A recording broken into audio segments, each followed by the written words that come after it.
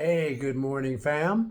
This is your coach Sid, your American expat traveling abroad, currently in Nairobi, Kenya, sharing my adventures, my experiences, what I am learning as I go, and hopefully inspiring you to live your best life in your third trimester.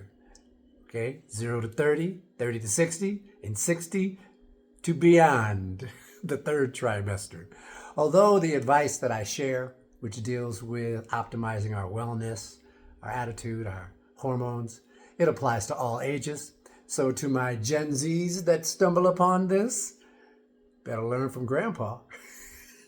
Better pick up on some of what I'm throwing down here. Anyway, I wanted to have a short talk with you guys because, as you know, I'm just starting this channel and there's not a lot of traction because, you have to get some consistency to make it work, especially on YouTube. So if you find that as you go through my channel that I'm providing information that helps you, inspires you, information that you think can help save the health of a loved one, share it with them. Okay? Like it. Please subscribe to the channel and even click the bell so that you know when I drop another one of these, which can, of course, help you. I'll be sharing as I go, as I live, as I experience new things, as well as, so I want you to see my routines. Because really, I'm 63, and I'm telling you now, the results, what you look like, how you feel, even in your 30s, is the result of the small things that you do consistently. Your daily routines. Develop good routines, everything will work out for you.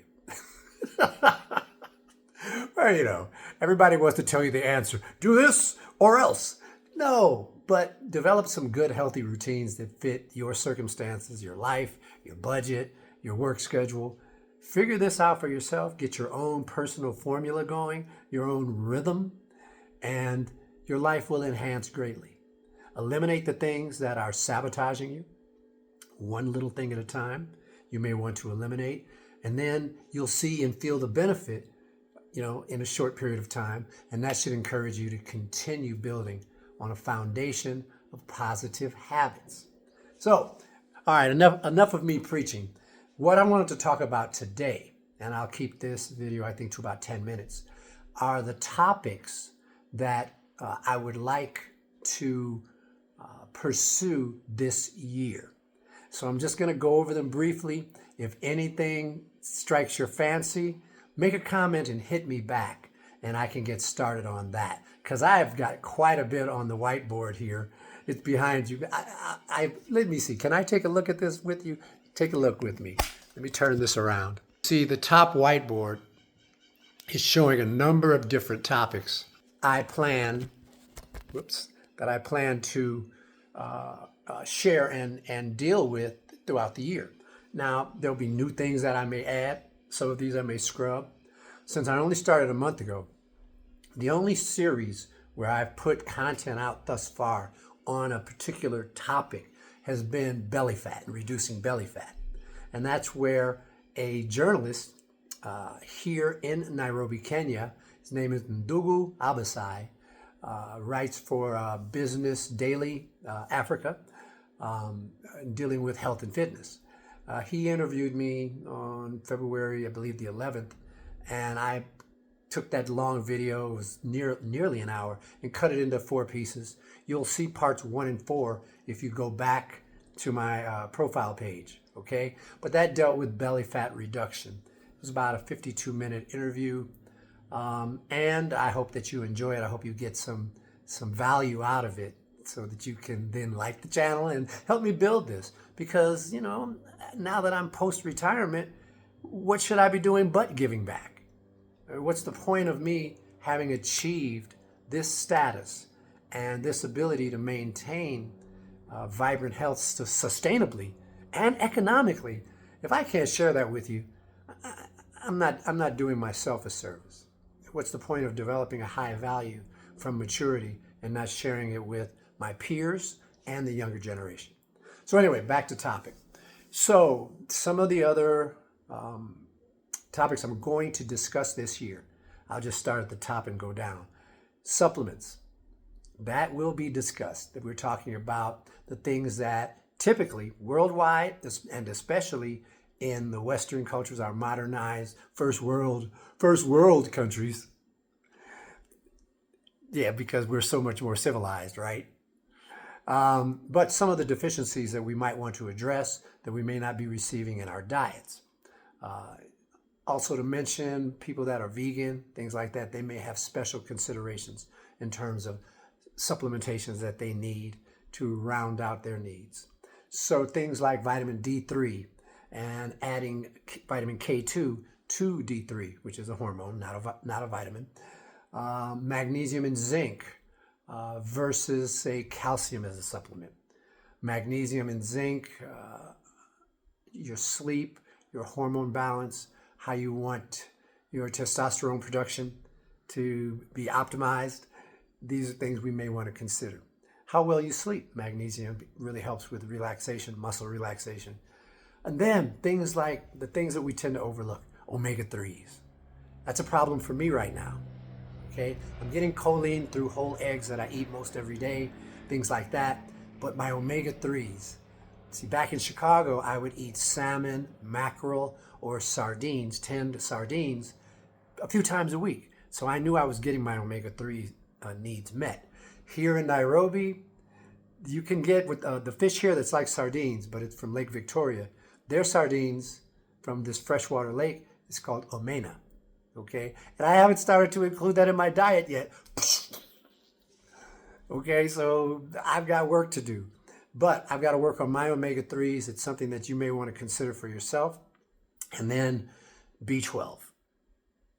Okay, you vegetarians and vegans, you know you need B12 because you're not eating animal products.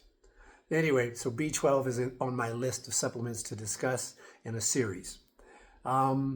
Meals.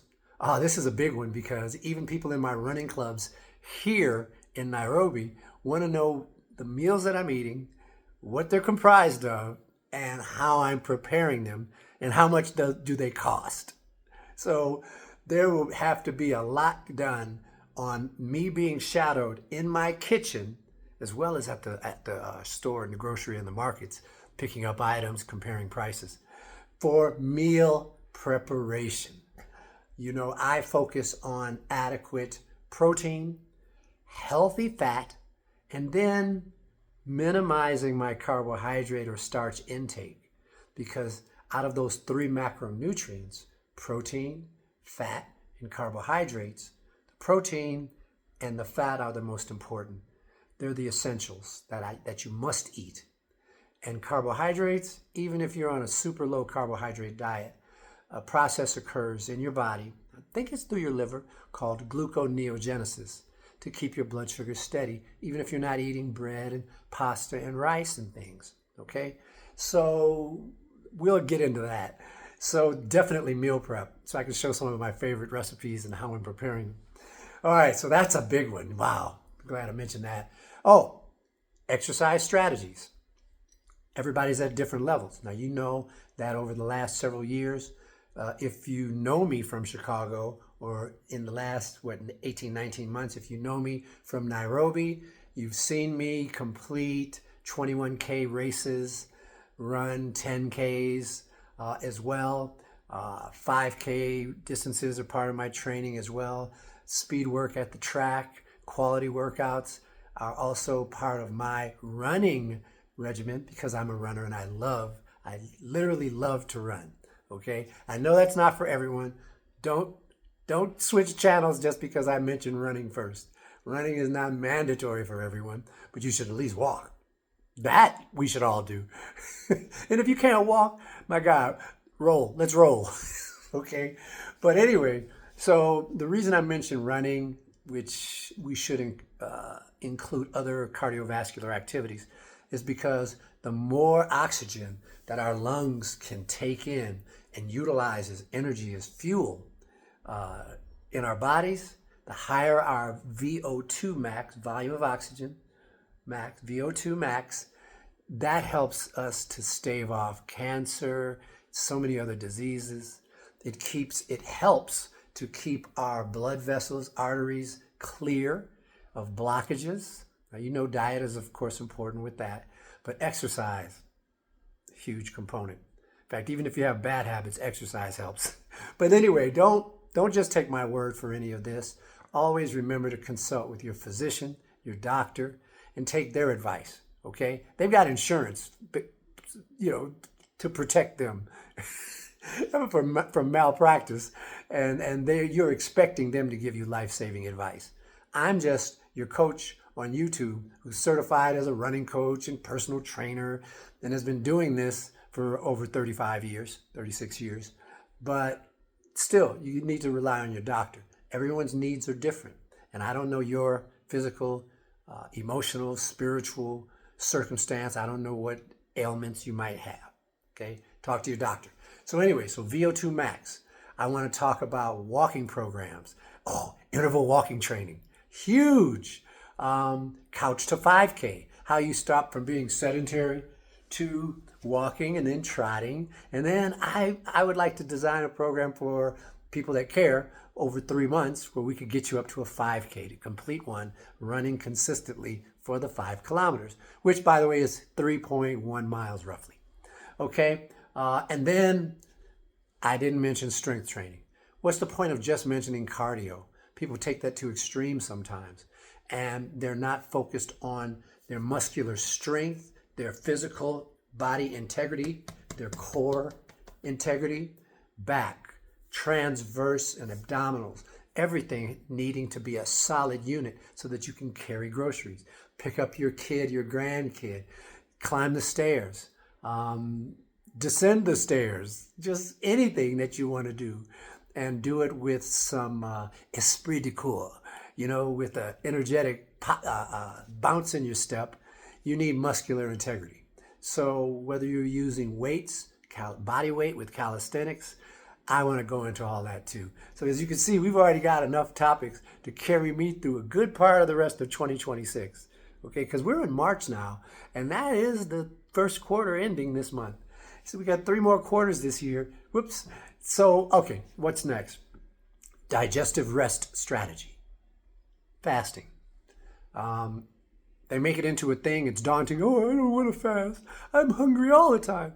We're going to talk about how we reduce cravings to allow you to do your cyclical fasting, which is how the body's designed to work with your circadian rhythm, which is roughly sun and darkness.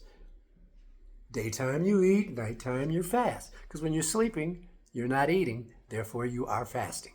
So maximizing on that and increasing that time between dinner and when you break fast, breakfast, the meaning of it, between that time offers you an amazing window of opportunity to enhance your health, strengthen your immune system, get rid of fat, not only out here, see here's my fat, but in here, the stuff that makes you stick out on the side, to get rid of that too, okay? So that's where this fasting is going to come in.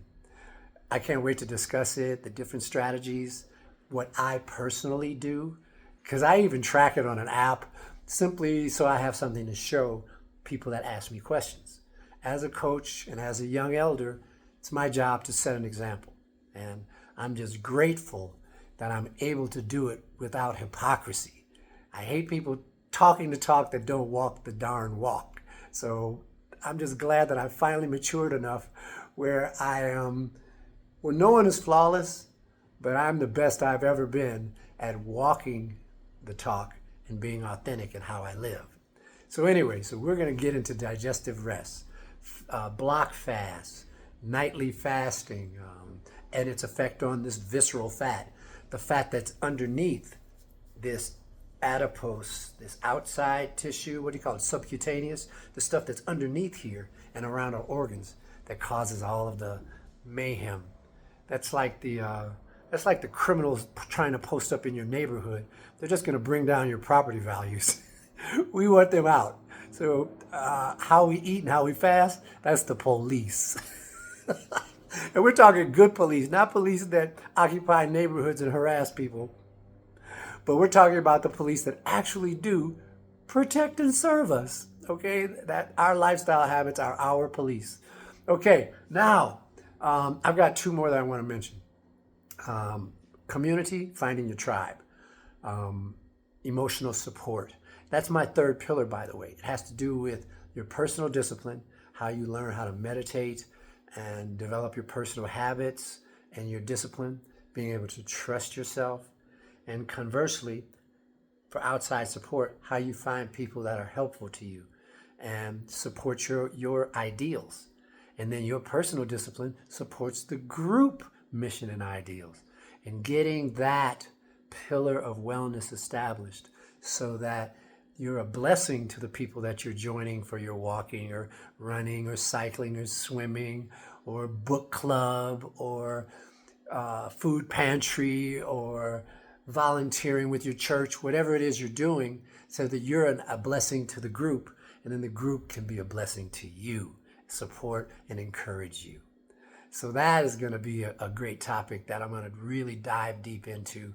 I've got two more written on my board here. One just had to do with personal routine development. I'm going to have to focus on that because when I start to mentor people, this is true for my Gen Zs out here. You have to start with the basics, making your bed in the morning, developing a morning routine that sets the tone for your day. And not just the tone in terms of the pace of your day, but it sets your hormones and chemicals for the day.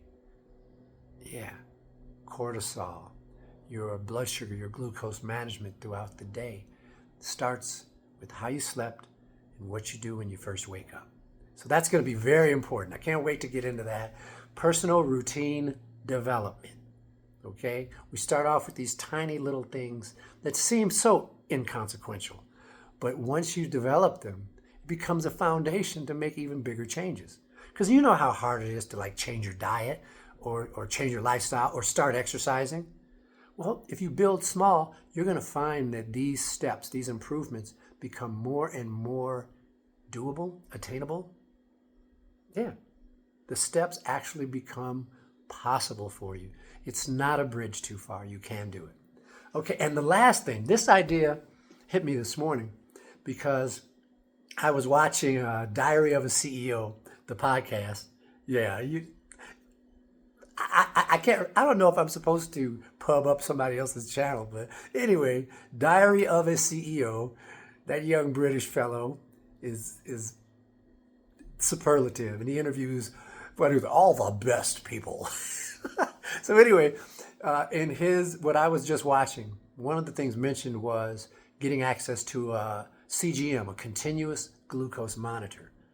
I would like this year in 2026 to do a 14-day experiment where I wear a continuous glucose monitor, either here or if I'm back in the States, from wherever I am.